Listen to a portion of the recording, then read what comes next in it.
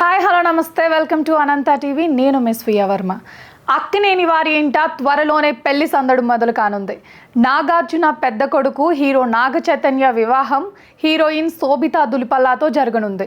ప్రస్తుతం చేతి నిండా సినిమాలతో బిజీగా ఉన్న వీరిద్దరూ త్వరలోనే వివాహ బంధంలోకి అడుగు పెట్టనున్నారు. ఈ ఏడాది ఆగస్టులో వీరి నిశ్చితార్థం గ్రాండ్గా జరిగింది. ఇక వచ్చే నెల 4న ఇద్దరి పెళ్లి హైదరాబాద్లోని అన్నపూర్ణ స్టూడియోలో జరగనుందని సోషల్ మీడియాలో ప్రచారం నడుస్తోంది. అయితే ఇప్పటి వరకు వీరి వివాహం గురించి అధికారిక ప్రకటన రాలేదు. కానీ చైతు శోభిత వివాహ ఆహ్వాన పత్రిక నెట్టింట చక్కర్లు కొడుతోంది. తాజాగా వీరిద్దరి పెళ్లిపై నాగార్జున స్పందించారు.